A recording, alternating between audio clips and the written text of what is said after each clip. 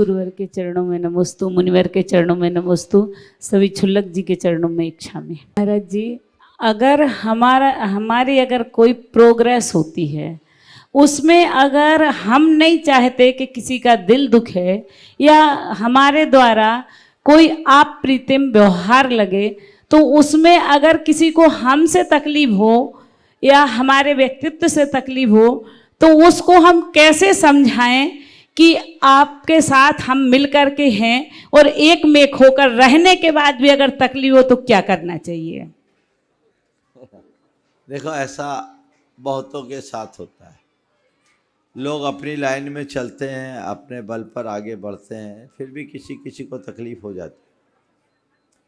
हमें तो रोज़ एक प्रार्थना करनी चाहिए कि हे प्रभु, सुखी रहे सब जीव जगत के, सबका मंगल हो, सबका कल्याण हो, किसी को किसी भी प्रकार का कष्ट अथवा तकलीफ ना हो।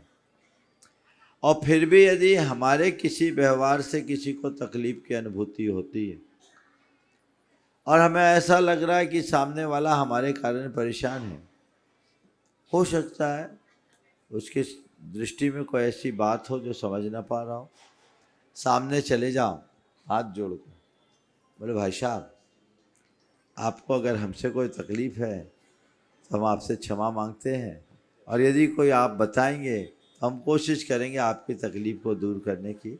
हमने आज तक कभी ऐसा नहीं सोचा जिससे आपको कष्ट हो, फिर भी हो सकता है अनजाने में मेरे द्वारा आपको ऐसा कुछ हो रहा हो, उसके लिए हमें क्षमा करें, मामला वहीं ख़त्म हो जाएगा।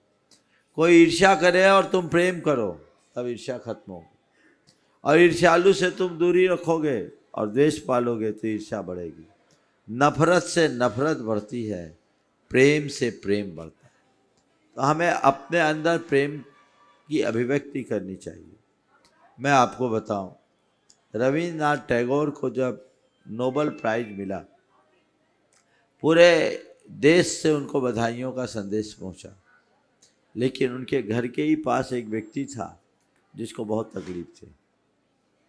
उसने ये कहना शुरू कर दिया, ये तो अंग्रेज़ों की चमचागिरी करके इनने प्राप्त किया, ये आदमी, इसको नोबेल प्राइज़ कैसे मिल गया?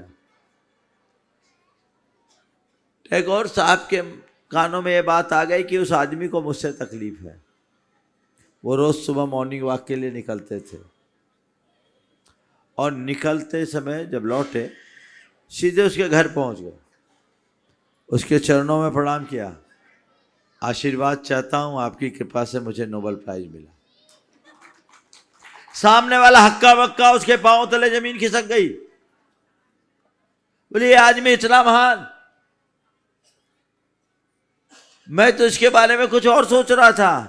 उसने उन्हें तत्क्षण गले लगाया और कहा, क्षमा तो मुझे करो भाई, मैं तुम्हारे बारे में कुछ और धारणा बना रखा था, लेकिन अब मैं कह सकता हूं तुम्हारे जैसा व्यक्ति ही नोबेल प्राइज का हकदार है।